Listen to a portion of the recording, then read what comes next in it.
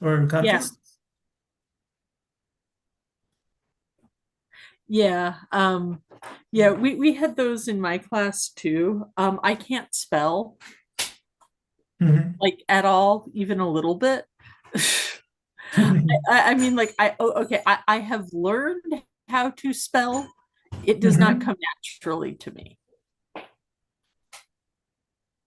Yeah, it's and you know, for some reason, I used to be so good with English Okay, we are spelling. And live. okay. Okay, yeah, we are live. Aldo was just explaining about how he used to win English spelling bees. And I used to be the first person in my class to like have to sit down because I'm really bad at spelling, especially if I can't write it or especially if I'm not writing it. So so for the record, I'll if I need to know how to spell resurrection, I ask Aldo or Amanda, but Aldo usually answers faster. So okay, we are here. It's Easter. Um, as the as they said at the beginning of Mass today, it's Easter. We made it.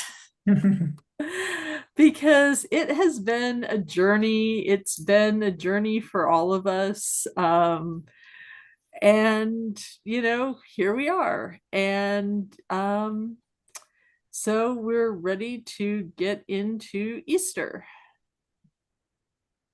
Um, and since we are now a 47 subscriber channel, because apparently my insane decision to run a watch my napping chihuahuas cam and also me ranting about whatever came to my mind just sort of randomly. I deleted that live stream. It no longer exists. It only exists in legend. It is lost to the mists of oral history. If you were not there, you don't know about it. But it happened, and somehow we actually picked up subscribers over that. So that's a good thing. We're Aldo, we have some good news for Aldo, bad news for us. Aldo will be continuing to be here on Sundays.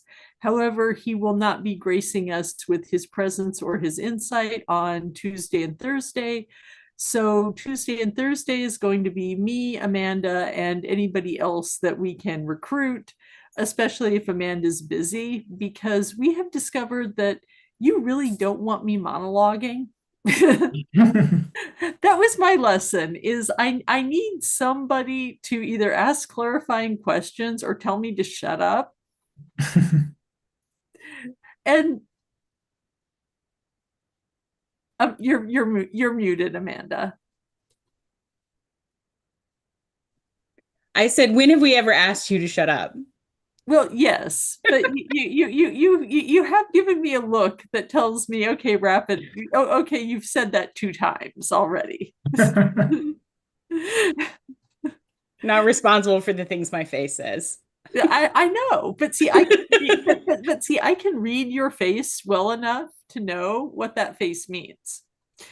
Because I was taught using the Socratic method by my Midwestern grandmother.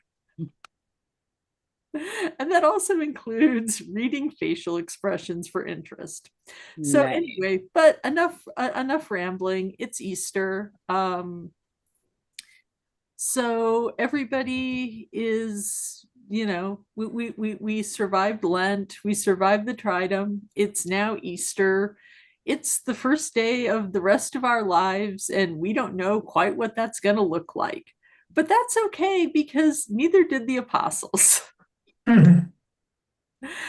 So, without further ado, I think we can just get into the readings for what is Resurrection Sunday / Easter, because, fun fact, it's Easter until Pentecost. So let's just, without further ado, go ahead. The Resurrection of the Lord, Mass of Easter Day.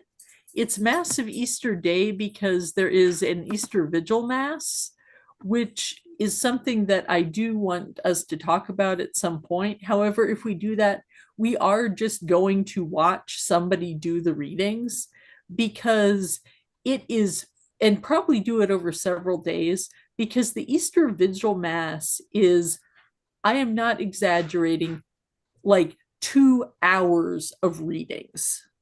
And it hits, we start with Genesis and we end up with one of Paul's letters. It's everything. It's a lot. Like, oh, so you're talking about including like Yeah. what we call it, the Yeah. Great Vigil. It's probably pretty much the same thing. It's the Great Vigil. It's the Easter Vigil Mass, which very technically, if you can't make it to Mass on Easter Sunday, the Easter Vigil Mass counts. But because that's also when you renew your baptismal vows, which can also be done on Easter Sunday, which I think is kind of nice because, you know, you hear about people that are like, oh my God, I have to am I really saved? Do I have to rededicate my life to Christ? And if you're Catholic, it's like, yeah, every Easter I kind of go, yeah, okay, yep, check, still Catholic. Okay, I'm good until next year. Or maybe I'll come back at Christmas. I don't know. Or maybe I'll come back next week. All things are possible. But anyway, this is just the normal Mass readings. And just the fact that this is just a normal Mass with predictable readings, and you know the sequence, and it's like muscle memory, is a really big relief. So now that we're into it, but it's kind of different because today we're not starting with the Old Testament or the Hebrew Bible, however you want to call it. We're actually starting with Acts. So this is the book of Acts, chapter 10, verse 34, and then 37 through 43. Although I'm still making you read first, even though it is in fact the book of Acts. My pleasure. Okay. Peter proceeded to speak and said, "You know what has happened all over Judea, beginning in Galilee after the baptism that John preached, how God anointed Jesus of Nazareth with the Holy Spirit and power. He went about doing good and healing all those oppressed by the devil, for God was with him. We're witnesses of all that he did, both in the country of the Jews and in Jerusalem. They put him to death by hanging him on a tree. This man God raised on the third day and granted that he be visible, not to all the people, but to us, the witnesses chosen by God in advance, who ate and drank with him after he rose from the dead. He commissioned us to preach to the people and testify that he is the one appointed by God as judge of the living and the dead. To him all the prophets bear witness that everyone who believes in him will receive forgiveness of sins through his name." Okay, and then the psalm is Psalm 118, verses 1 and 2, 16 and 17, and then 22 and 23. "Give thanks to the Lord, for he is good, for his mercy endures forever. Let the house of Israel say, his mercy endures forever. The right hand of the Lord has struck with power. The right hand of the Lord is exalted. I shall not die, but live, and declare the works of the Lord. The stone which the builders rejected has become the cornerstone. By the Lord has this been done. It's wonderful in our eyes." Okay, and then now this is interesting, and this is probably because The Easter readings actually don't change from year to year. So this time the priest has a choice, right? There's a judgment call. We can either go with Colossians 3, 1 through 4, or 1 Corinthians 5. I'm going to suggest we go with Colossians for the simple reason that that was the one that I heard today. And I think we've done enough marathon readings to set us for a while. Unless, of course, Amanda really, really, really wants to get some Corinthians in. I mean, I do enjoy Corinthians, Okay. but that's not required. Okay. Well, let's go with Colossians today. We'll do Corinthians next time. All right. Are you doing screen sharing? Which website am I? I don't remember which website. Oh, am I not doing screen sharing? No. Crap. I'm sorry. Aldo is like so good that I was just like, oh, he must be reading off my screen. I'm like scrolling down to make sure he's at his place. Yeah, yeah, yeah. So Well, we're tired. We did have 4 church services. yeah, yeah. This is true. I mean, this is true. Aldo is the of the three of us. Aldo is the one who has who actually got a good night's sleep last night. And wasn't up at 5 in. I did, yes. I mean, admittedly, I did not get up at 5 in the morning this morning either. Well, okay, I didn't either. I got up. I got up at a different time, but it was like I was in church at 8 this morning though. Well, my alarm was set. My alarm was set for 5:15. But anyway, okay. So Colossians. Let's All right. This is Colossians 3, 1 through 4. Okay. Brothers and sisters, if then you are raised with Christ, seek what is above, where Christ is seated at the right hand of God. Think of what is above, not what is on earth. For you have died, and your life is hidden with Christ in God. When Christ your life appears, when you too will appear with him in glory.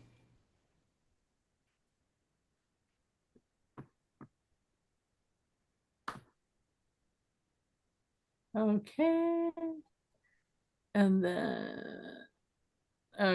then we have the Gospel of John, chapter 20, verses 1 through 9. Okay.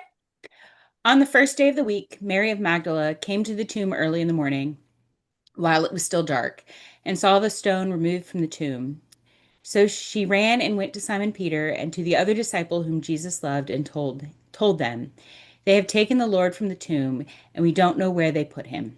So Peter and the other disciple went out and came to the tomb. They both ran, but the other disciple ran faster than Peter and arrived at the tomb first. John. He bent down and saw the burial cloths there, but did not go in. When Simon Peter arrived after him, he went into the tomb and saw the burial cloths there, and the cloth that had covered his head, not with the burial cloths, but rolled up in a separate place. Then the other disciple also went in, and the one who had arrived at the tomb first, he saw and believed, for they did not yet understand the scripture that he had to rise from the dead. Okay. Now another option would be to go with Matthew 28, 1 through 10. However,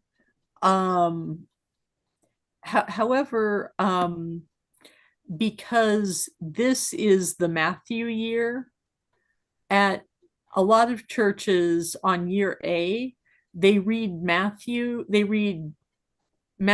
resurrection on the Easter Vigil. So in year A, a lot of times it'll be John. And then if the Mass is held in the afternoon or evening, you get Luke. But we right now, and obviously you have consistency with the Easter readings, but you give choices, so it kind of mixes things up. And it kind of like gives the priest like a little bit of like room to freestyle. which I'm sure like the priests appreciate, because like Easter is like their like probably one of the most difficult days of the year. So being able to pick your gospel reading, or at least vary the gospel depending on the time of day, so you don't have to preach the same gospel twice in a row, is probably pretty darn cool. But you know, we're going with, but today we're just doing John. John is the prettiest. And I kind of, yeah, like to me, John has the prettiest and the funniest resurrection. And I appreciate that they let you use the pretty John, that you know what I mean. It's like you get up super early, you probably went to bed super late, and your reward is you get the really banger resurrection from John. And I appreciate that, because one of the things that I've kind of been talking about a little bit is like, I'm going to stop sharing now, is just the way that the like the Triduum ritual, and then like the way that it gets you back into Easter, back into normalcy with Easter, is like it's just as like a technical piece of like liturgical theater, it is super tight and super good. And you know, and so just slipping in that little Easter egg of, you know, if you go to the morning one, you get John or Matthew, but you know, John's good too. You know, it's nice. It's really good. Like, I actually seriously want to sit down and do like a full like ternarian analysis, like based on the ritual process, which is like the classic book of like how ritual works.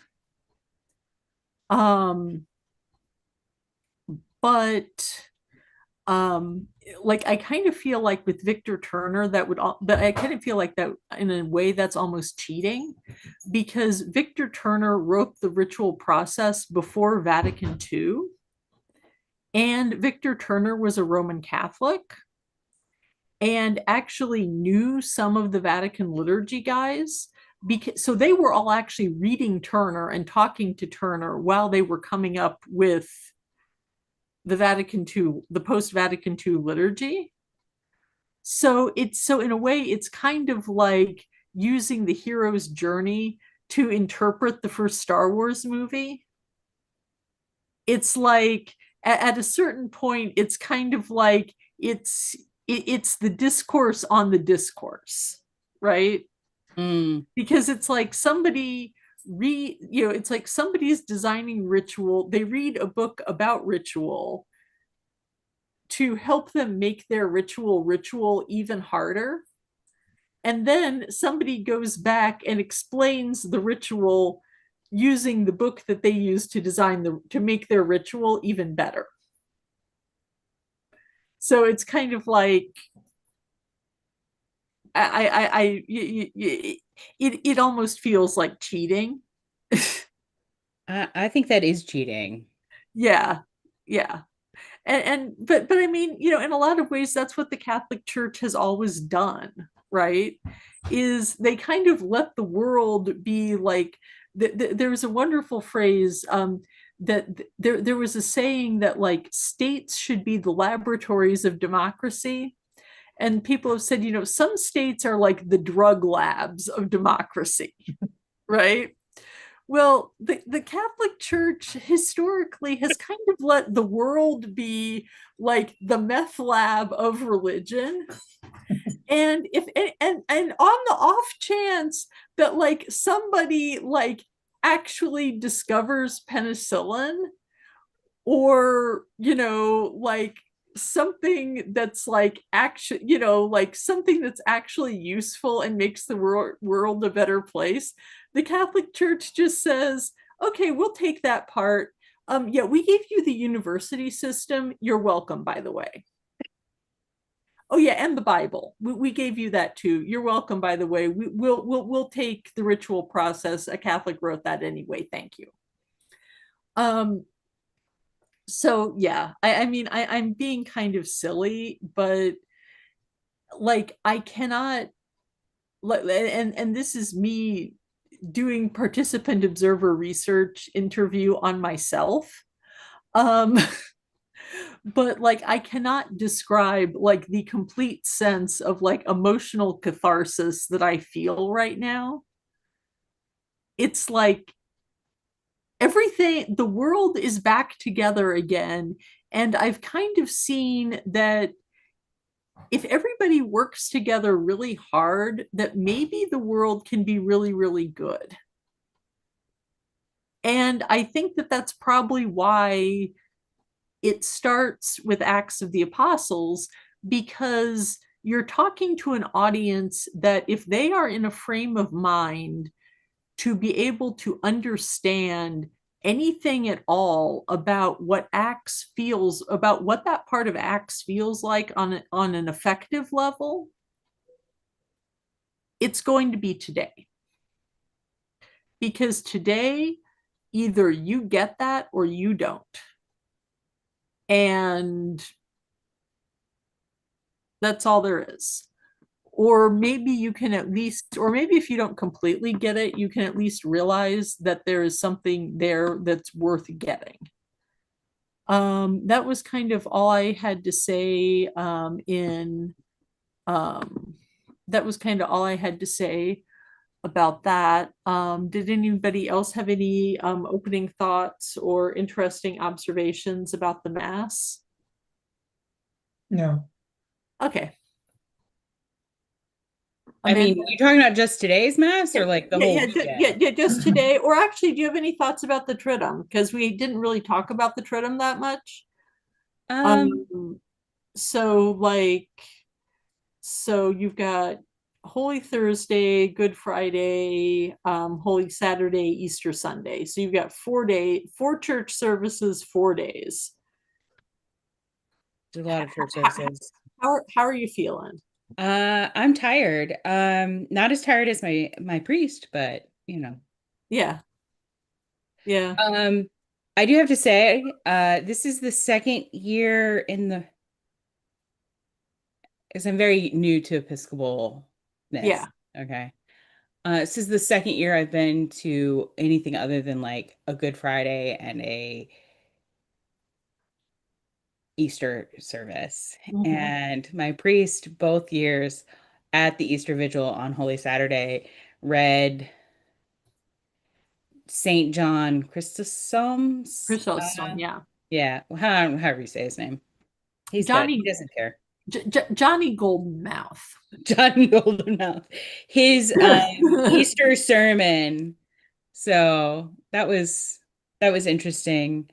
Um, my priest was raised Catholic, so sometimes she does stuff that's feels very Catholic, and it's Yeah. kind of interesting to me.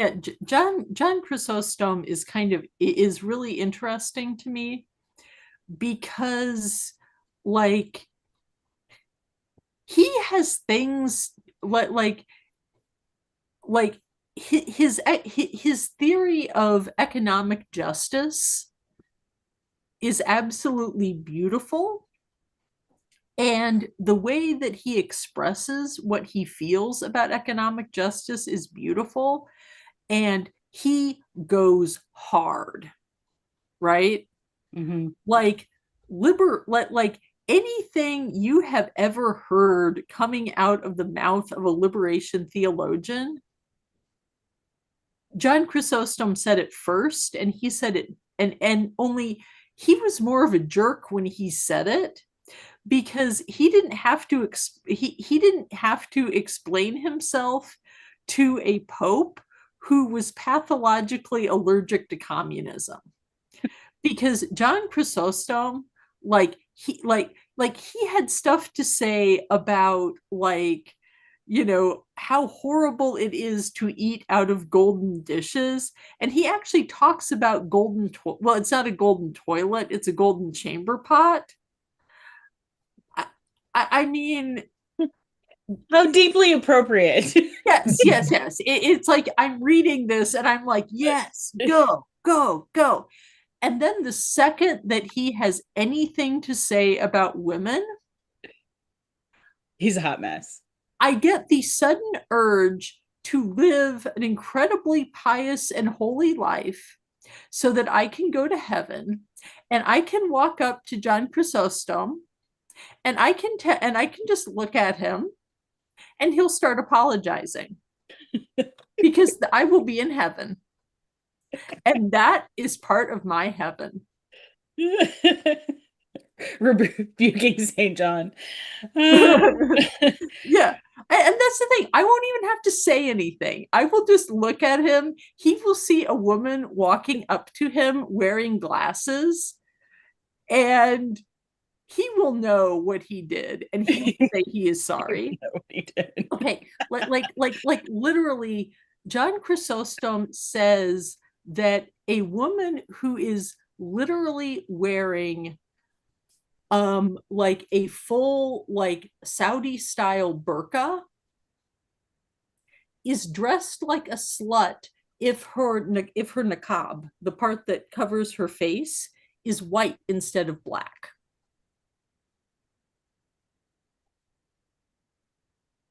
Hmm. Mm-hmm. Yeah, he when it comes to women, he's kind of special. He's not great. He's not great. I'm Not sure great. he's figured it out by now. Yeah, but- I'm sure I'm positive he has figured it out by Sure. now. Yeah, I kind of feel like I kind of feel like there's like a female saint welcoming committee Just for those guys. just for those guys. It's like the Virgin Mary's there. She's like, "Hi, John. Yep, I've been waiting on you. You got Would you something like a to say?" chat? She's like, "Do you want to chat? You want to say something about the way that I'm dressed? Do you?" And Jesus just kind of sits back, just kind of stands there next to him and says, what did you say about women who dress like my mom?" And John Chrysostom, being a saint, would have immediately said, "I am sorry." And Mary would have said, "It's okay. Don't do it again. Don't do it again." And he would have said, "Yes, ma'am."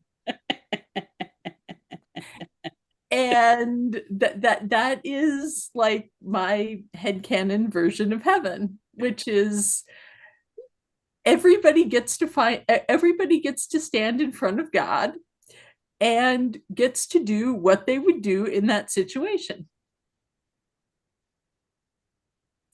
And then God answers all your questions, and then you decide what you want to do after that. And, you know, Yeah. I do have to say that I did enjoy in the sermon because he Yeah, does yeah. go off pretty hard on some stuff. Yeah. Well, John Chrysostom, his chill was like surgically removed when he was a child. Oh, I would agree with that. But he does talk in that sermon about, if you've come at the second hour or the third hour or the sixth hour or the ninth hour or the 11th hour, these are all acceptable to God. God will reward the laborer and give rest to the newly come, like that kind of Yeah. stuff. And it was like a very interesting piece because I don't when was He's kicking like around? he's like 5th century, late 4th, early 5th century. I'll Google it real quick, but keep going. So he's talking a lot about what matters is that you're here because he like even like, oh, you who fast, now you get your reward. Those who didn't fast, well, we're glad you're here. That kind of thing. And it was very interesting because it was very much leaning into the grace of the moment. Actually, yeah, I was almost exactly right. He died September 14th, 1407. So yeah, late fourth into the very early fifth century. Booyah! I have almost no useful skills that will actually make me money.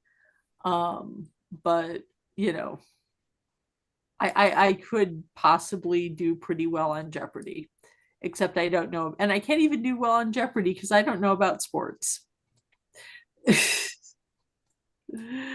So anyway, but yeah, so anyway, but yeah, yeah, and that I think actually ties in really nicely. Not that I want to skip ahead too much, but just with the whole thing with Peter, it's like Peter gets there second, but he still gets there, Hmm. right? Well, and Thomas gets there. Yeah, and Thomas gets there. It's like everybody He's gets there. It's like everybody gets there eventually, and that's what matters. You showed up, it matters, it counts. Exactly. You showed up, you count, it gets there. Um, and again, um,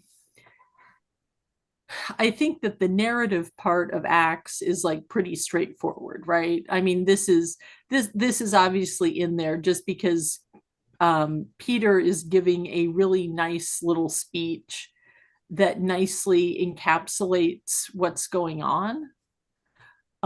So if people are willing to indulge me for a second, I want to give my thoughts kind of about like the nature of genre, because people tend to talk a lot about how like, well, this isn't history, or if it is history, it's like ancient history, or it's myth, or it's historical fiction, or it's like all of these things, right?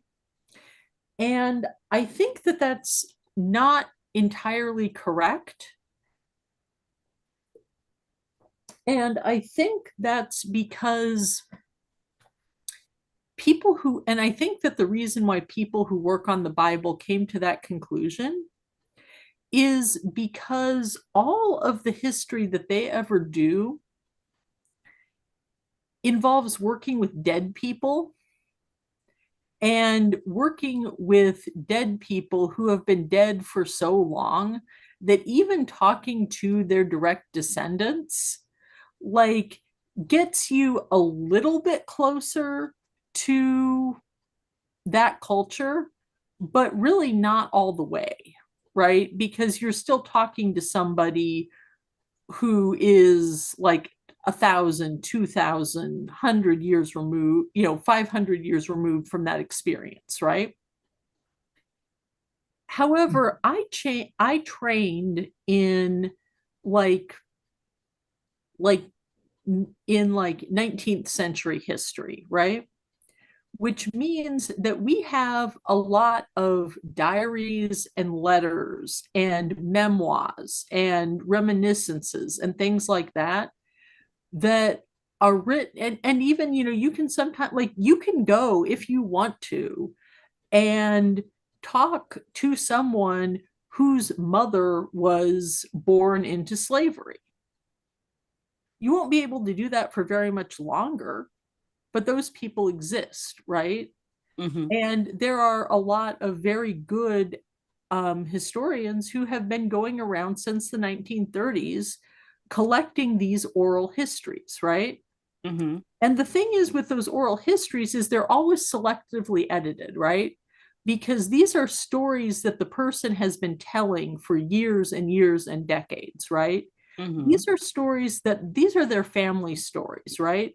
They've taken their family's life and turned it into a story that you can tell to an 8-year-old that will still be true, right? Mm-hmm. And sometimes to do that, you have to sacrifice accuracy, right? So, for example, and I'm just going to give this as like a random example, but please just walk with me for a second here, right? Okay. My grandma was born in 1936, which was not a good year to be born anywhere in the world. And what her mother told her,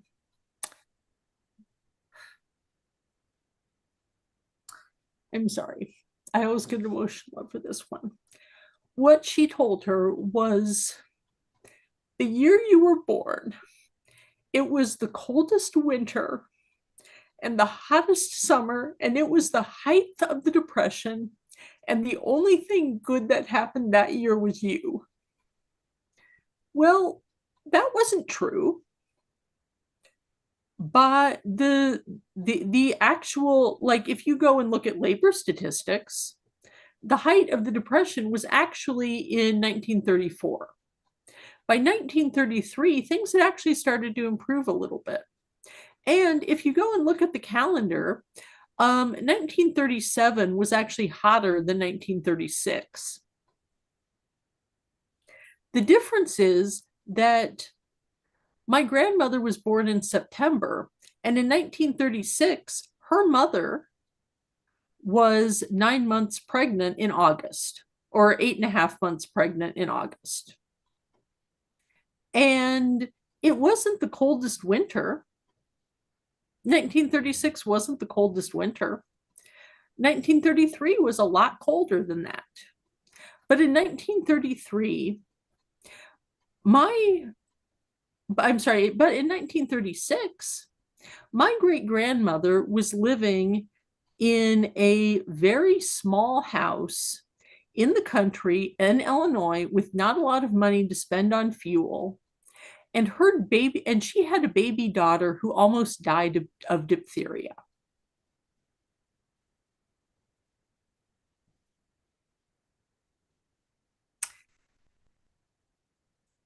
My grandmother had great-grandchildren when she died.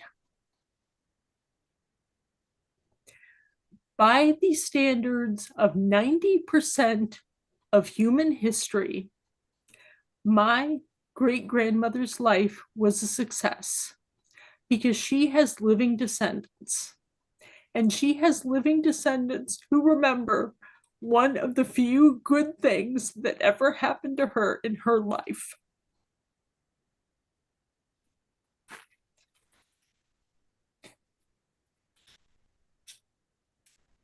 And to me, that's what the book of Acts is, right? The book of Acts it's a family story. It's an oral history. It's the story that you pass down, and eventually somebody writes it down, and they write it down pretty quick because they have to, because that's the way that you keep stories from getting lost, right? Mm-hmm. You put the story on paper, or you put the outline of the story on paper. Because paper lasts. And if you can get it on paper and in people's heads, it lasts even longer. And that's what Acts is. Acts is the family story of Christianity. Because that's the point of Christianity, is to say we can all be adopted family and we can all share the same story. Because if we tell the same family stories to each other, even if we're arguing over the details, right? Were the glasses on grandma's kitchen table, were they pink or were they blue, right? How much milk do you put in, how much milk do you put in the mashed potatoes? Exactly how do you flip the plate over so that the cake comes out just so, right? Mm-hmm. Those are the fights that tie a family together, because only family can have those fights. And that gives you a common language, that gives you a common frame of reference. That's what, to me, when I read Acts, that's what Acts is. It's family history. And family history isn't really academic history, although it's closer to being ancient history, because we're talking about such an early period that history barely exists at this point. And if it does exist, it exists for very, very, very elite people. It doesn't exist for any of the people that are in the Bible, except for maybe like John and a couple of the Marys and maybe Lazarus, and that's just a guess. So thank you for coming to, as I like to say, thank you for coming to my TED Talk. I think the emotionality of that is also important. Yeah. I mean, like, we laugh whenever John's like the other one ran faster. Yeah. Yeah. But those okay. Just before we move on to John, are we done talking about Acts? Well, I was going to say the emotionality I think is important because that that sort of like weird aside makes it feel real. Like, both my maternal grandparents died relatively long ago. My mother is older than either of her parents ever were. And my brother-in-law often forgets that he never met them because we've told stories about them. Mm-hmm. Like he has constructed memories, essentially, not really, but sort of, from our memories. Yeah. And so have my nieces as well. They have these memories we've passed down, and they're still like, are they would I use them as like a historical proof of anything? Probably not, but No. they're still true. Yeah. I mean, on the other hand, like I know like my I have a similar thing in my family because my maternal grandfather's aunt died way before I was born, right? But she was like legitimately like legendary in our family, right? To the point that we have like this little vase, and honestly like a broiler pan, like just the pan that you put like in the oven to like cook meat in, like under the electric broiler. We have that, and it's in my mom's kitchen, like basically as some kind of a holy relic. And like there will be fights over this like little tiny piece of aluminum. I am legitimately going to be fighting with some of my siblings over who gets that pan.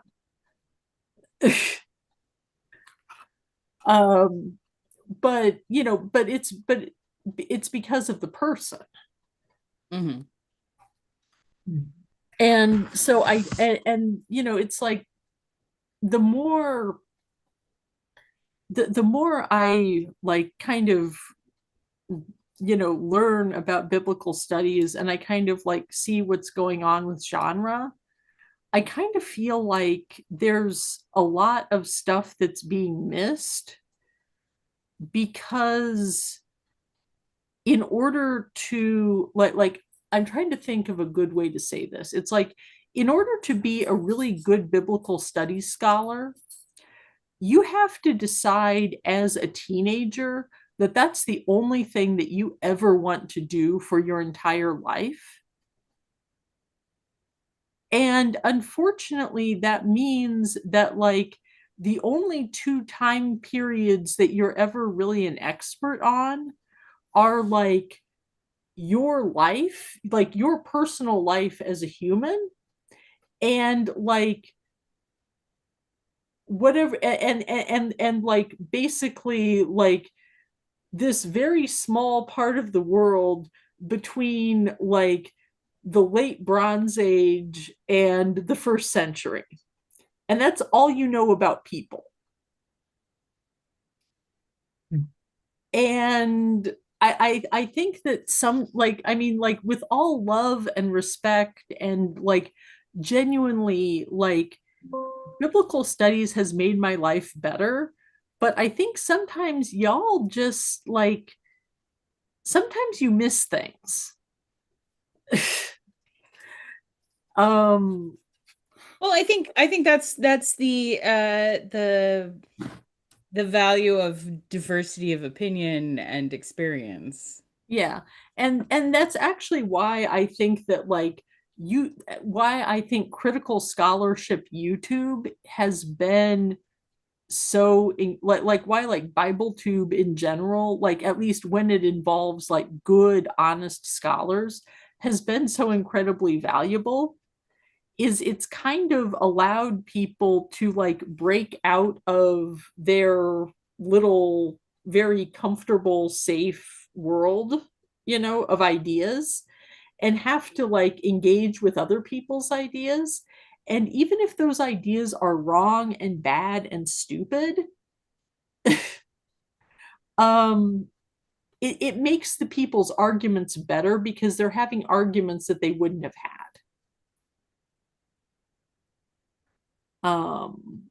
And I'm kind of thinking about this because at midnight tonight, spoilers, and this is your reward for anybody who's made it that far. I have this really harebrained idea about gender and sexuality in the Hebrew Bible that Amanda was part of the peer review process for the initial draft of this. However, having now, I passed peer review with my mom and my sibling, my mom and my sister-in-law.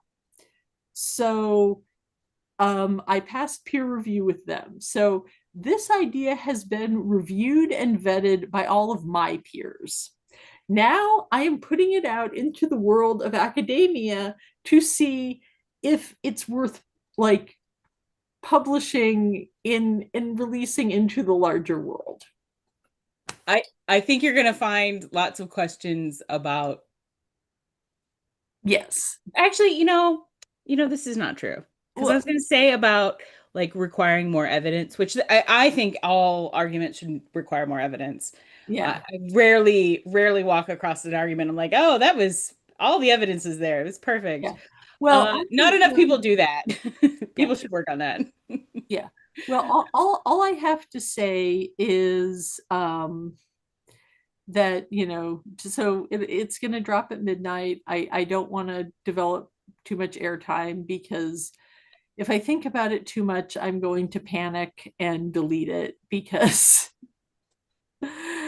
it's one of those things that, like it's going to bring up awkward questions, and my life is kind of strange and has been stranger than it is now. So, but yeah, there we go.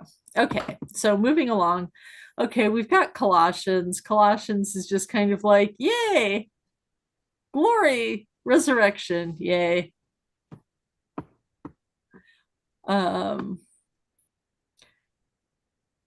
And then we've got our gospel. Two things just first of all that I want to say I super duper appreciate is I super duper appreciate the fact that they went with Mary of Magdala. Because there's a lot of like very visceral, like Mary Magdalene, like just the Mary Magdalene carries like all kinds of like weird, like, wasn't she the prostitute? Like stuff that goes along with it. Which I've always thought it was weird as a kid because it's not in Yeah. scripture. So where did this idea come from? And like, why is it a thing that people say other than it is a thing that people say? Speaking of other things, I don't understand why people say this. I've never seen any good like evidence for it. Is everybody's like, Mary was 14 when she got pregnant with Jesus. Okay. And I want to know why people say that because it's not in the text. It's not in the text. Actually, Amy Jill Levine has written about that extensively. I don't remember like her precise argument off the top of my head. But essentially what she says about the whole Mary was 14 thing is that it was pretty common for girls to be betrothed at like, say, like, you know, like 13, 14, 15, like in there, right? But then they wouldn't go to like, and see, the thing is that it, you know, and I've mentioned this before, but like even today in Jewish marriages, engagement is like you would have to get a like you would have there would have to be a get, right? There would have to be a religious divorce if the couple is formally engaged, which is why now it's just kind of like there's like this really nice two-part wedding ceremony. And the first part is like, by like, if you're looking at it like by Jewish law, the first part of the wedding is the engagement, and then there's the actual like wedding ceremony, right? So that gives you some idea of like the level of like seriousness that a betrothal has, right? Mm-hmm. So basically, so the couple gets engaged when the girl is like, you know, say like between 12 and 15, right? Mm-hmm. But then they don't cohabitate. They don't actually live together. They don't actually like do anything that could make a baby until she's like, you know, like anywhere from like about like 16 or 17 to like maybe in her early 20s. Mm-hmm. Because, and you know, and obviously this is one of those things where the family is probably not going to go on like calendar age. They're more going to go on like the girl's like physical and emotional level of maturity, right? Mm-hmm. Because like you know, I mean, obviously like there are some people that at 18 are not ready to have kids, right? But there are some people who at 16 or 17, if they are in an incredibly supportive environment, would be able to successfully parent a child. You know, I mean, again, we're talking about like a traditional family situation where the young mother is going to be living with her husband, with her husband's mother, and possibly like her husband's unmarried brothers and sisters, right? Or So possibly an aunt or yeah, something. possibly an aunt. There's like the point is like we are not talking about like a teenage girl struggling alone, right? Right. We're talking about like literally all she has to do is like sit there. Like her parents know that all she's going to be expected to do if she gets pregnant is sit there and take care of the baby, right? Okay, so that girl, her parents might send her to go, might be totally cool with sending her to go live with her husband when she's like 16 or 17, Mm-hmm. especially if they know that her and her husband, her and her fiance really, really like each other. And, you know, getting those two to like not be, they keep like, they're being good, but they keep figuring out ways to get off alone together. Which, okay, you're talking about like a couple who's like practically married. So, like, if you like catch them, like, you know, like, It's not a huge deal. it's not, well, It's not okay, a. and keep in mind, like right here, I am talking about like an engaged couple who knows each other really well, who is deeply in love with each other, deciding to go to um what I was taught to call in high school Mormon third base. And if anybody wants to know, No, I don't. I don't want to know what Mormon third base is. I'm good. leave a comment and I will tell you. Okay. Mormon third base is touching the female body above the waist, including kissing while having a full frontal hug. Oh, okay. That, my friends, is Mormon third base. So, but the point is that like, if something like that just is like, okay, Sarah, you and Abraham, you're just going to move in together because it's time, right? So you have a nice little party and everybody kind of goes, isn't she like she's only like 18? Like, couldn't they have waited another couple years? Because like he's not even done like training to be like I don't know, like rug merchant, right? Mhm. He hasn't even taken over the family rug merchant business. Why are they getting married?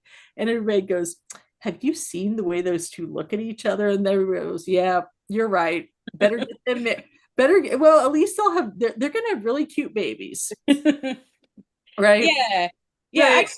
I just Yeah. was so Yeah. like, Yeah. Yeah. because Yeah. I have studied other things, other Yeah.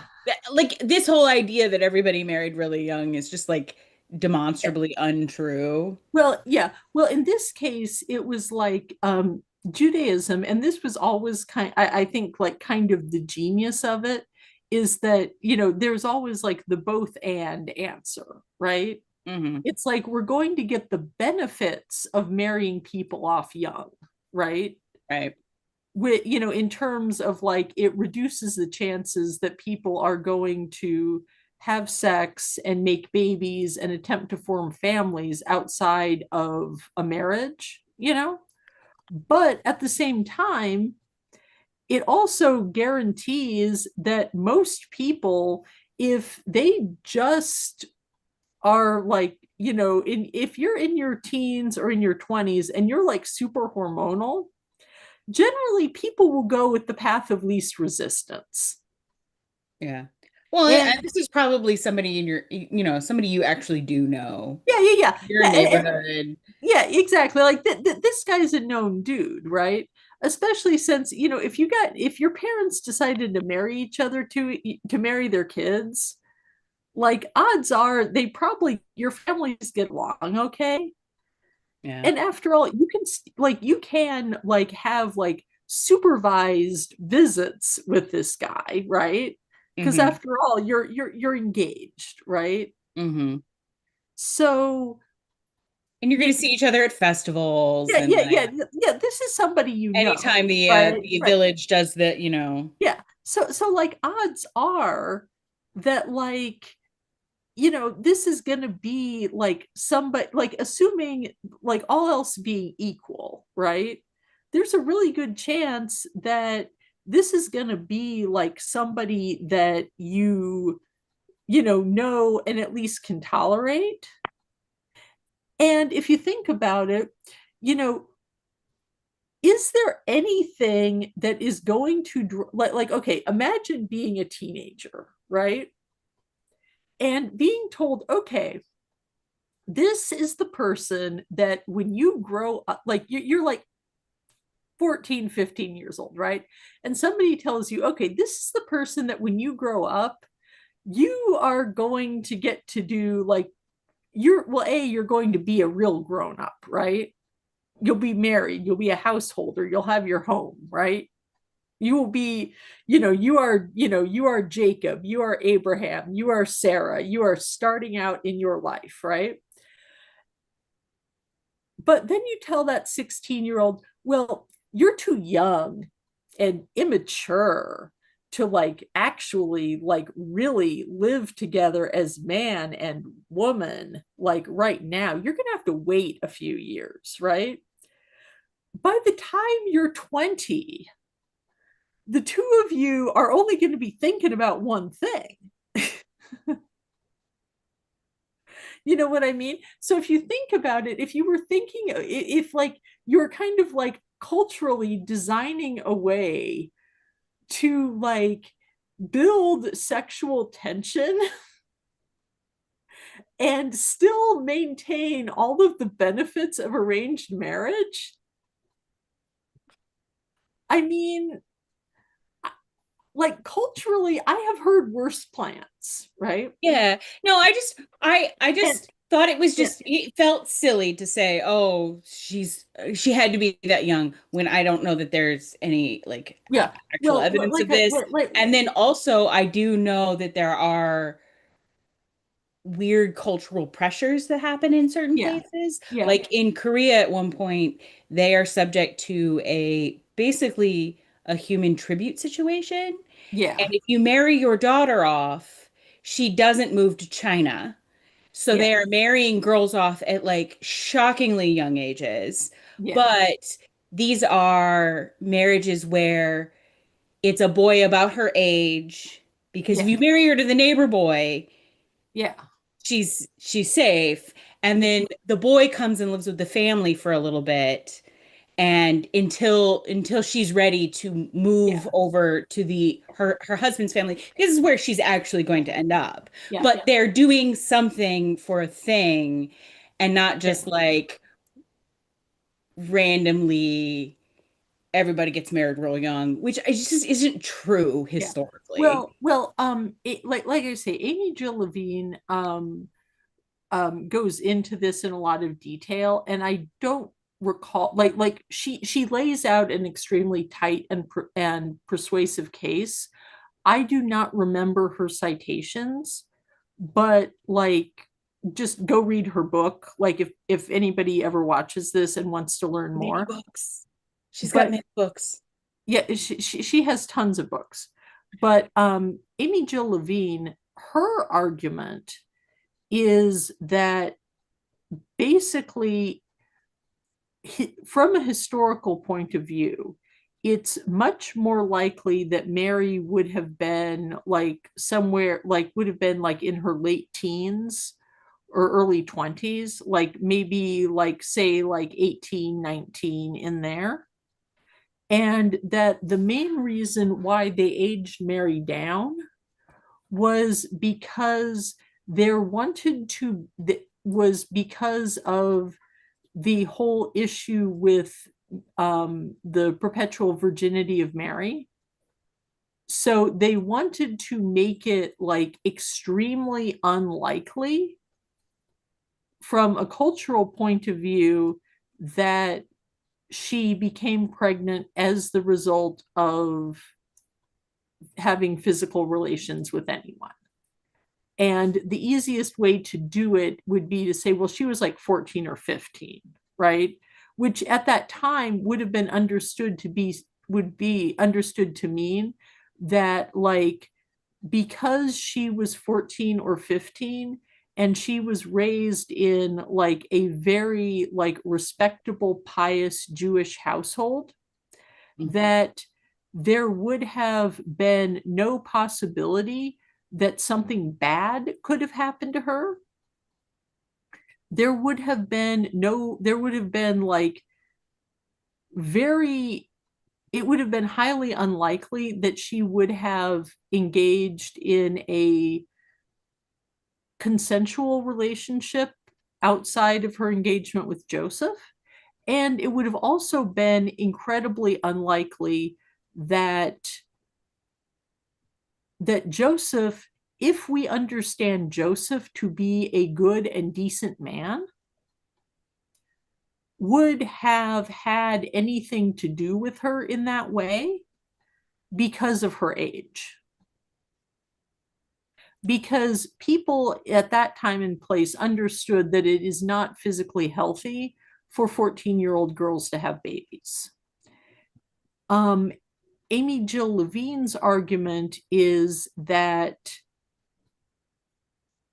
people who make that argument are being overly protective of Mary and being like overly harsh on like first century Jews, right?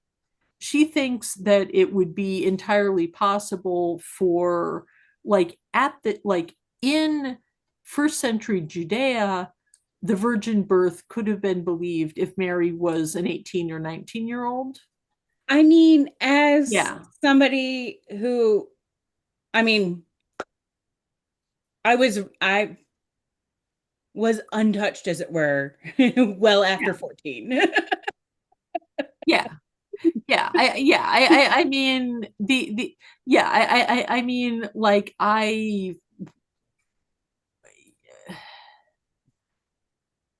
It's just a weird argument, like to like yeah.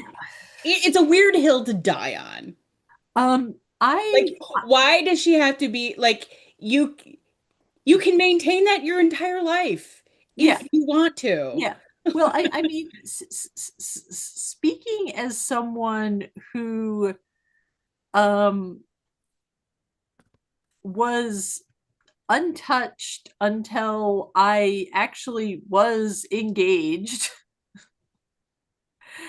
to someone who I eventually was civilly married to, I can testify that even in an extremely sexually permissive culture, 19 is not 18, 19, 20 is not stretching credulity. And and for like personal reasons as a woman, I like Mary as like actually an adult a lot more than I like teenage girl Mary. But that's just but my argument is just based on vibes and AJ Levine. I mean, my argument is also based on vibes. I mean, a 17-year-old at the bare minimum is just going to Yeah. be much more capable of understanding the ask. Yeah. Yeah. Um yeah, and of course, and I do we'll get well anyway, we've gotten way too off We topic. have, and I'm sorry, I completely derailed We've this gotten severely off with topic, because right? we started with Mary of Magdalene. Mary Yeah. Magdalene, Mary of Yeah, Magdala. although actually, if you want to sit down and do the intellectual history of how Mary Magdalene becomes a prostitute, it's all Gregory the Great's fault. He wasn't trying to diss her. He was just like basically trying to solve, like he was trying to solve the synoptic problem. Oh, which is not worth Um, trying to solve. yeah, yeah, yeah. So it was basically Gregory the Great's solution to the synoptic problem was to assume that Mary Magdalene was a prostitute because the synoptic problem is less obvious if you assume that Mary Magdalene was a prostitute. Is like it is like the like completely stripped of details summary. And I will be glad to sit down with you and do an episode on Mary Magdalene and explain all of the good stuff because there is a lot. Maybe we should do a series on ladies. We should do a series on ladies. I was actually thinking about like just doing a series on saints in general. Both like what we like kind of like saints, what we know about them, what we know about their lives, what we know about how they exist in popular how they exist in popular memory and popular religious practice. Because just for funsies, I just went on okay, never mind. I'm going to save this for parish announcements. But yes, there will be upcoming series on saints, including Simon Peter and the unnamed beloved disciple. Who got there first? Who got there first? And it's John's gospel. So I always kind of feel like this is like John going like, yeah, oh yeah, my gospel. It's my gospel. So I got there first. Ye who writes the history wins it, I guess. Yeah, exactly. What's like whoever come or at least like who narrates the best gospel wins, because John Dominic Crossan has a very interesting argument that I don't know enough Greek to evaluate the argument. I do know that the book got very good reviews from other people that were prominent in the field. Like, in 1995 when he wrote his magnificent, his like brick of a book about the history of like first century Christianity, and it's fascinating. But um, basically, his argument is that the Gospel of Peter, which is the one with the talking cross, was actually the first gospel to be composed. And that you can't, and basically his argument is that, and he has this very long involved thing um, that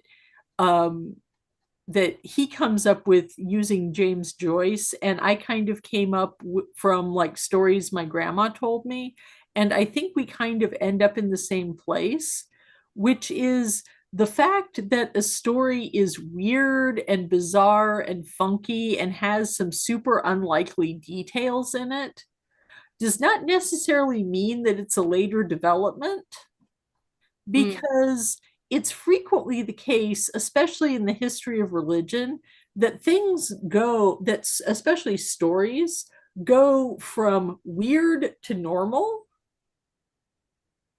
instead of normal to weird. That it's like you can have extremely minor events that in the like that like eventually get blown up into something beyond massive, right?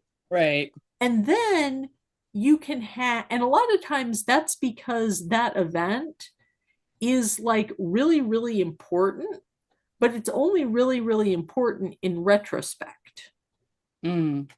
Then you can have a story that starts like super duper, like whatever the event happened, it was like super crazy, right? Like if you want like just an example of this, read any memoir written by a rock musician, and they will have stories in there that they are not, or go online and find Dennis Hopper talking about the drug trip where he hit rock bottom, and he will, but the point is, it's like it's the kind of story where people will like occasionally stop, and because the crowd is like, I do not believe you, like I don't believe that was what you saw, are you sure you saw that? I ain't buying that, right? But Mm-hmm. the person is giving an like an effective, like they're telling you like what they felt or what they saw, like maybe even they had a like a grief hallucination or something, right? But they saw something, right? And the story that they tell sounds crazy, right? It sounds like a conspiracy theory, right? In much the same way that, you know, like everybody thought QAnon was nuts until they found out about the Epstein files, and it turned out that QAnon is basically the folk tale about the Epstein files, except the difference is that it's it was conservative men that were abusing girls for the most part. Like it was a high ratio of conservative men, just saying. Um, so it's kind of, so basically Crossan's argument is that it's kind of the same thing with the Gospel of Peter, right? Like Peter was early because Peter is so weird that the weird hadn't gotten filed off yet. um, which is an interesting argument. And actually, I think that it does hold some weight, especially if you look at like the history of what has happened to say like some Marian apparitions, where you definitely go from like weird to normal, like in the way that they're remembered throughout history. Um, so I don't know if Crossan's argument is right or not. I do know that I love the idea that our oldest gospel is actually the one with the talking cross, because I just okay, just take a second to imagine the Easter liturgy, right? Where like where like on Good Friday they bring out a cross for everyone to adore, right? Only the cross talks. There's like somebody stands behind the cross and is like talking to people as they come up to adore the cross. I can't, you would have like, like little stuffed crosses that kids would be given at Easter, right? On Good Friday. I don't know that I'm ready for that. And all the kids would be walking around with Crossy, the talking cross. And like Crossy would be a character on Veggie Tales. And he would sing a little song about how he likes to give Jesus a great big hug and help everyone go to heaven. I mean, Yeah. and I have to give credit to my son who named the who when I told him about that immediately was like Crossy the talking cross. And I think that pretty much illustrates why the Gospel of Peter did not make it in, because anything that immediately causes a 15-year-old boy to go Crossy the talking cross and start laughing, Yeah. that is that is a myth that has not passed peer review. Yeah, Because that was not and this is the thing, is that like we had not reached the state. Oh, okay, how many times have we seen an advertising campaign and said they did not ask a teenage boy what he thought about that because he would have found the sexual innuendo? And and we all know examples of like, well, I mean, okay, for example, there was a very famous and very good Brazilian football player, soccer player, whose nickname was Kaká, Kaka, which was just fine until he got a contract to play in Spain. And the I forget which team he even played for when he first got his Spanish contract. I do remember that that their like major rival had a lot of fun pointing out that their star player's name was Kaka. Mm.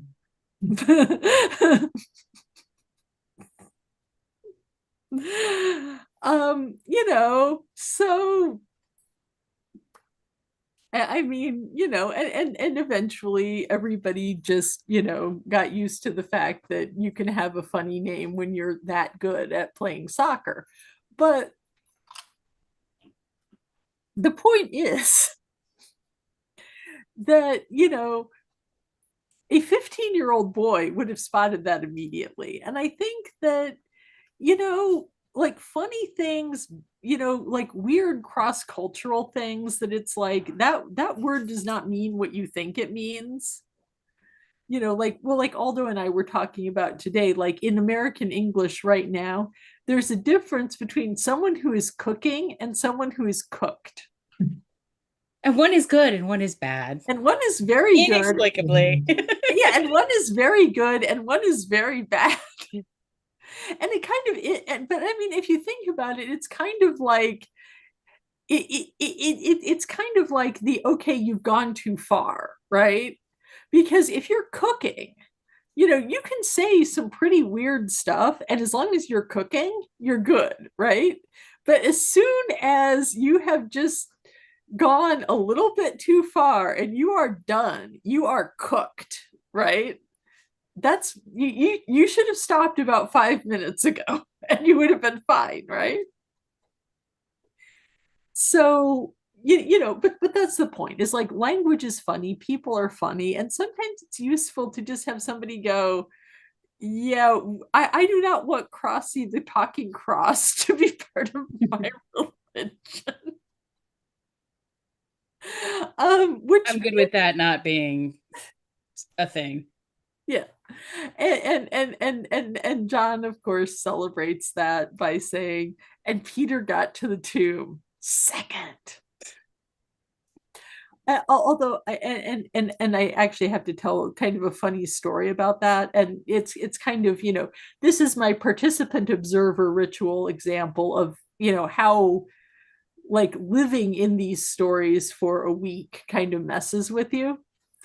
I volunteered to help pass out Holy Communion on Good Friday, which is the most emotionally fraught day to help distribute Holy Communion if you're a Catholic. Because in the Catholic Church, in the Catholic liturgy, you have a consecration of like host and like extra host, right? That happens on Holy Thursday.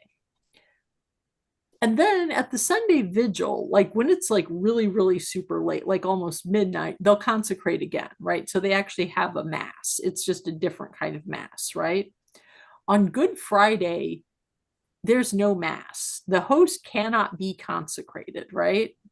So it's literally, there is now a limited supply of, so like, and again, I'm talking about, like somebody who believes in the real presence, right? So for the people in that room who all believe in the real presence, there is a finite supply of Jesus in the world, right? And if like if all the Catholic priests in the world were to suddenly like just vanish tomorrow, on Saturday, we could not have more Jesus. There would be no one who could make more Jesus, right?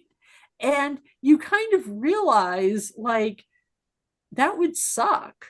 Like, what would I do with my life if like you couldn't make more Jesus? Like I would have to like hope that like there were still like a couple of Episcopalians left, and it just wouldn't be the same. But I mean, would it count? Would it count? I mean, would all of what if all the priests who believe in the real presence all vanished all at once? I mean, I might have to go be a Baptist. I The shock, mean, the I horror. mean, Yeah, I mean, yeah, like yeah, but the point is that even if we figured out how to keep being Catholic, we would have to figure out how to keep being Catholic without the mass, right? which I don't think you And can do really. yeah, well, I mean, it's like basic, but and also though, if you think about it, like that means that we have to kind of think about what would it have been like to be like one of the apostles after Jesus died, right? And all of a sudden there's no more Jesus. And you have to figure out how to be a follower of Jesus when there's no more Jesus. And it also kind of lets you sympathize with, the Jews after the destruction of the Second Temple, right? Because the destruction of this, it's like we can still do our sacrifice. I mean, it's not like a real sacrifice with like an actual like live buying lamb or anything, but it's still a sacrifice and we still get to do that, right? But like our Jewish friends, they don't have a temple anymore, and that sucks. Like objectively, I mean, they're doing good, right? Like, they're doing great, they're doing everything that they're supposed to do, but they don't have a temple. So it kind of like it makes that, so it's like you're using ritual to kind of like create empathy across culture and across history. And that's kind of cool, But anyway, but this is a very long digression to get to my story, which is actually quite short, right? Okay. So I am like deep in my feels. And like the order of like the distributing the host is like all off. So like normally it's like you hear the Agnus Dei and you just go up. Well, they didn't have that at the same time. So I was like about like a minute behind everybody else who was going up to help there. So I was like legitimately like rushing without like trying to like, look like I was rushing up to the altar there in time. But I got there and I got my stuff and I did my thing and everything was okay. And later on I was apologizing to the sacristan, who's basically like the person who's in charge of like making sure that everything is where it's supposed to be. And she was like, well, look on the bright side. Like, you got up there real fast, everything was fine, nobody noticed. She said, like, look at Peter. Like, he was second in line getting there, and like 2000 years ago everybody's still talking about it, and you didn't mess up that bad. At least you're not Peter. That is. Yeah, exactly. It's like, at least yeah. And how many times in your life do you think, you know what, at least I'm not Saint Peter, and actually feel good about yourself as a result, right? Because usually if I say John calling him out, so yeah, rude. yeah, exactly. Because I mean, like, normally if I said to myself, you know what, I'm just not Saint Peter, that, like, I am saying I am unworthy before the Lord. This time I'm not like Saint Peter. You know what, I might have been slow, but outside of this live stream and like maybe 6 other people, nobody's ever going to know about it. In 2000 years, no one will care. Peter is still getting laughed at. Like, Peter is still funny. And again, I love the, like, like the like, this sounds like a gang aspect of it. You've got Simon, or everybody calls him Peter the Rock, and you've got the beloved disciple, and you've got Mary the Tower, or possibly Mary from the Tower, or whatever, we don't even know. And they're all there, and it's kind of great. um, d- d- um, does anybody have anything else that they want to talk about? I know, although it's been kind of a New Testament heavy episode for you. No, I mean, it's so what I would like to point out, and of course, it would be quite um how would you say, overwhelming perhaps, Yeah, to try to compare the different versions of the resurrection, yeah. which is getting Oh pretty yeah. deep into the weeds, but it is also very interesting. So I would just like to tell all the people who are making us company right now that they should look them up and try to see what the differences are, because they reveal, the scope and the goal of each one of the authors of the Gospels. Oh yeah. And one of these years, we will definitely do that. Assuming that we haven't all like found better things to do with our lives, or strangled each other. Uh, Fortunately, we're doing this over Zoom, so there would be only intellectual and verbal violence. But it but my goal, if we make it through all 3 of the lectionary, is kind of take like year 4 Mhm. to kind of like go over like all of the readings that we, like anything that we didn't get to in the previous years, and also kind of just take a minute to like kind of like compare different versions, like especially around like the like liturgies that like are somewhat consistent, like the Advent, maybe even just like take a period of time and just do like a deep dive on the whole like Advent to Pentecost period, those readings, and kind of just really put everything into conversation. I think that would be awesome. But I kind of feel like we need to like, I kind of feel like this is so big that we kind of have, it's like, how do you eat an elephant one bite at a time? Totally. So it's like this year we're going to eat year A, and next year we'll eat year B, and next year we'll eat year C, and then we get to D, all of the above.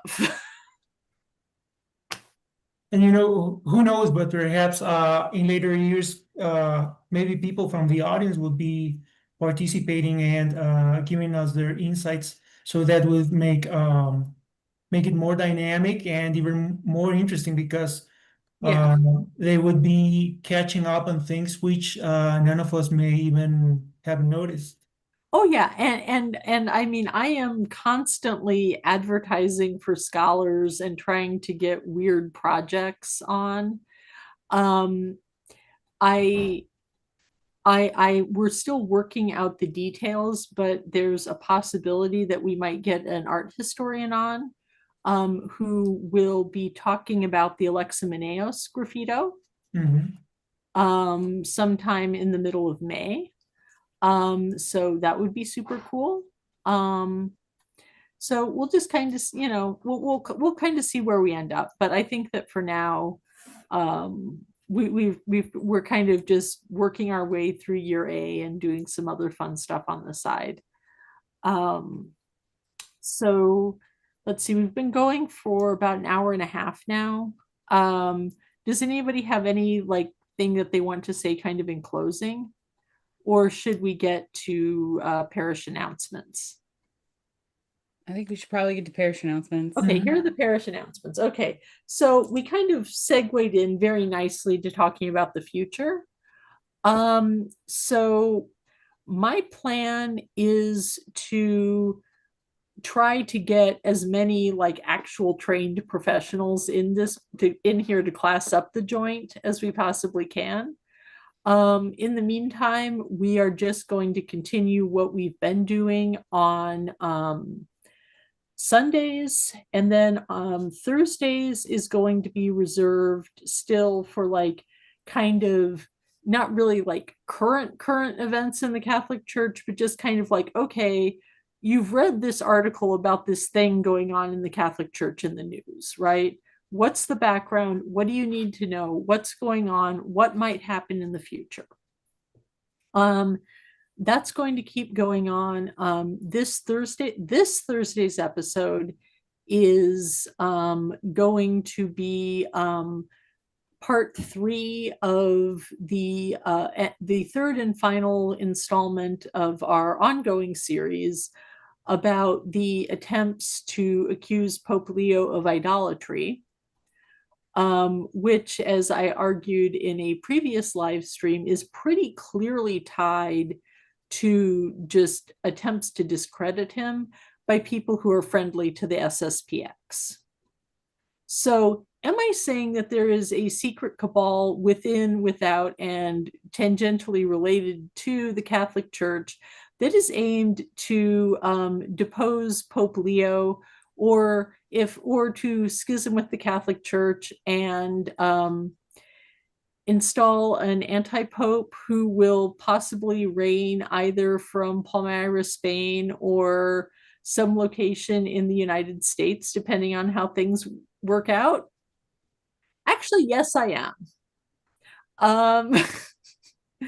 Because we live in strange and interesting times, and the Catholic Church does drama like nobody else, because like we have grudges. Oh, okay. We have beef.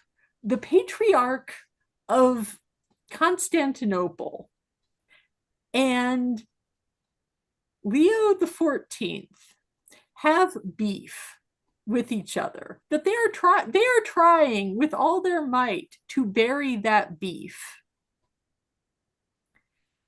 And that beef started in the 11th century.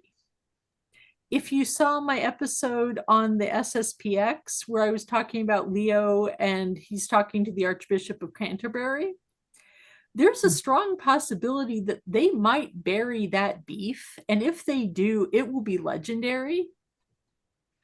That beef started in 1532. So it looks like the SSPX is going to try to start a beef. Except, okay, I'm just going to explain this in 2 seconds in terms of popular music. Okay. In the SSPX, like,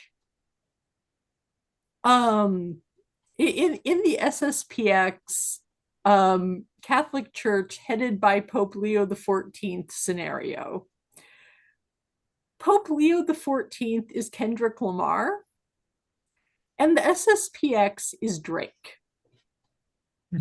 And the only reason why I hesitate to make that comparison is I actually like some of Drake's music. Drake as a person is a little problematic. Yeah, but I actually like some of Drake's music. Drake, in my mind, has more, like, Drake is not a known anti-Semite. The bar is low. Yeah, the bar is low, but Drake, having never been like, Drake, to the best of my knowledge, is not a genocide apologist or a sedevacantist. So, and he actually has produced some music that I enjoy. So, with apologies to Drake, the SSPX is the Drake in this scenario. And if you can think of anybody worse than Drake who has gotten into a beef with Kendrick, I will be glad to substitute them in this metaphor. Okay. So the point is that there's a lot going on that will be really fun to talk about, and that's going on Thursdays.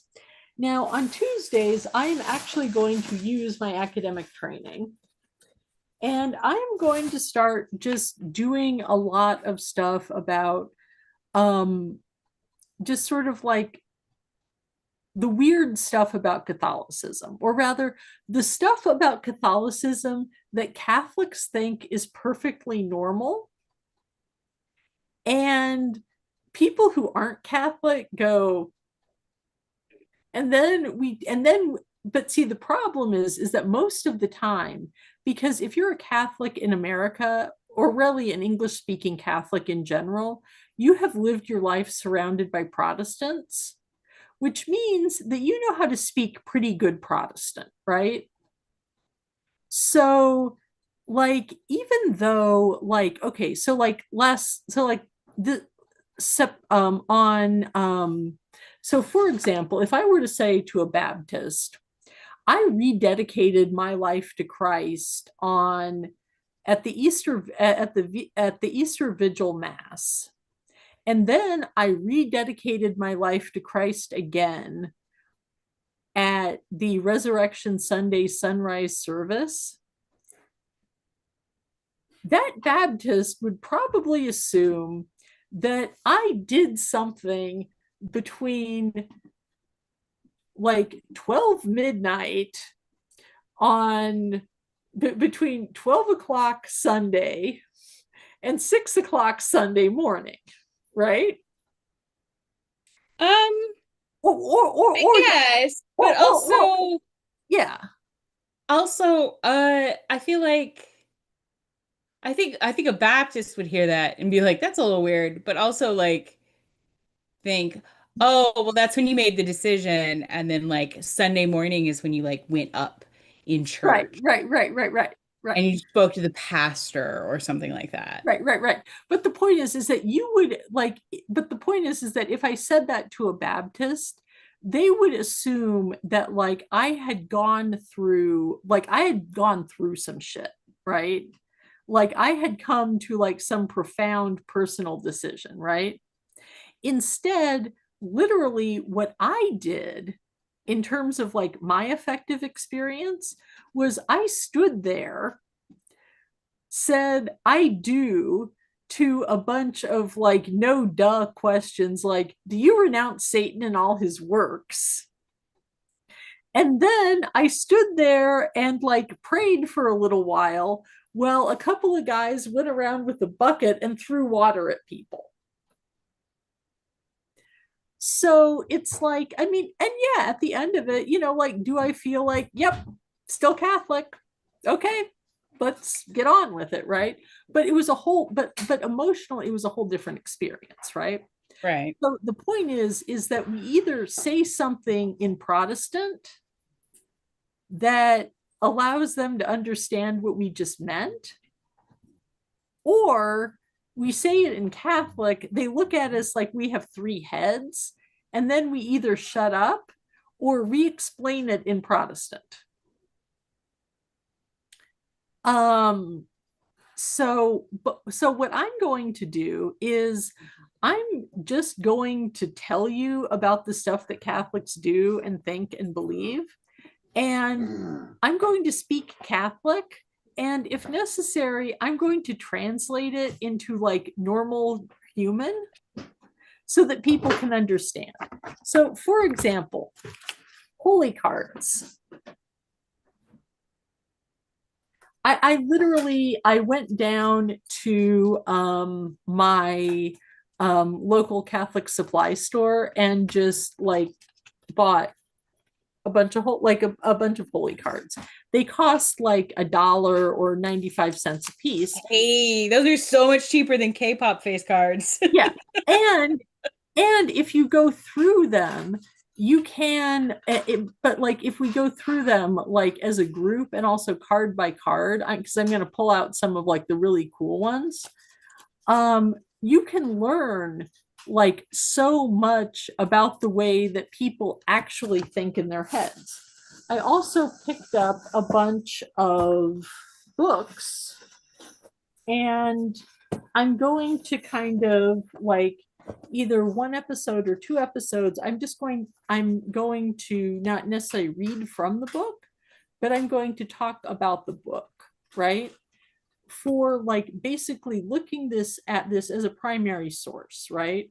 So it's like, where does this come from? Where is this author situated in the contemporary Catholic landscape? And what can we learn about modern Catholicism by reading this book? So I have, and these again all came from the same Catholic supply store, right? So this is like if you literally, and again, you don't have to be Catholic to go to a Catholic supply store. Like you can just go in, buy whatever you want, they will sell it to you, they don't care, right? They might ask you what you need, right? So anyway, here are the books I got, right? This is Saints Who Battled Satan, 17 Holy Warriors Who Can Teach You How to Fight the Good Fight and Vanquish Your Ancient Enemy, The Pope's Cabinet, Pius XII's Secret War for Saving the Jews, which is, I think, going to be worth reading because like basically this is the answer to like David Kurtzer's book, The Pope and Mussolini, and then he has a sequel that I have not yet read that is about Pius XII that does not paint a particularly kind view of Pius XII. But it's important to know that if you are somebody who is active in anti-Semitism and you're talking to a Catholic, it's more likely that they will have read this book than they'll read David Kurtzer. So it will at least let you know what part of what they're wrong about and where they're misinformed about, and be able to talk to them intelligently. Then I've got The Noonday Devil. It's Acedia, the Unnamed Evil of Our Times, that is all about how sloth is bad.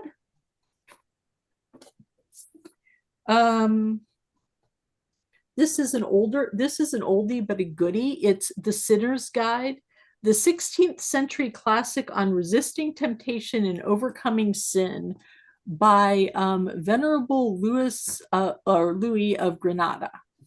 And I mostly got this one in to point out that there are a lot of books that historians, especially historians of religion, tend to think of as like, oh, that was in the 16th century. Like this is like history. This is a relic, right? And the truth is, there are some of these books that are alive and well and being read. This book was published in Gastonia, North Carolina. Let's see, I'm looking for the date of it was printed in India. The publisher is in North Carolina. And it was, let's see, when was this printed? Oh yeah, this was printed, I don't have a printing date, but this is the 2014 edition, right? So this is the 2014 edition purchased in 2026 of a 16th century book that is just as nice and shiny as something that was written in, checking the copyright date, oh yeah, 2013. So this edition and this edition are the same age. This book was written like 100 years after that book was first translated into English. And then finally, we have Guadalupe and the Flower World Prophecy, How God Prepared the Americas for Conversion Before the Lady Appeared, which is interesting because it is basically talking about some aspects of Native American religion that were basically just kind of folded into Catholicism. It's like, yeah, that's no problem. So that'll be a really, I think, interesting sort of positivist take on kind of the whole, like, this is like the other side of the Pachamama argument. So we'll be doing all that. I will also be talking about icons, spiritual technology, including rosaries. Behold, this is the rare wall rosary. Oh. They don't make the wall rosary, like having a ginormous rosary hanging on your wall was kind of like a thing in like the 60s. People don't really do it anymore. So it was kind of fun to find this one. I also think this one is small enough that you actually could use it if you wanted to be like super extra. So we're going to be talking about, so that's going to be happening on Tuesdays. So yeah. So that is what's going to be coming up kind of in the next year. I hope it'll be a fun ride. Maybe that'll get us up to 100 subs. That's the goal. 100 by January. So it's been a fun ride. Does anybody else have anything going on they want to talk about? Okay. So thank you for joining all of us, and we will see you back on Tuesday, where I will be doing a brief overview, probably starting the series on the history of the Rosary. So we'll see you on Tuesday, and bye. Bye. Bye.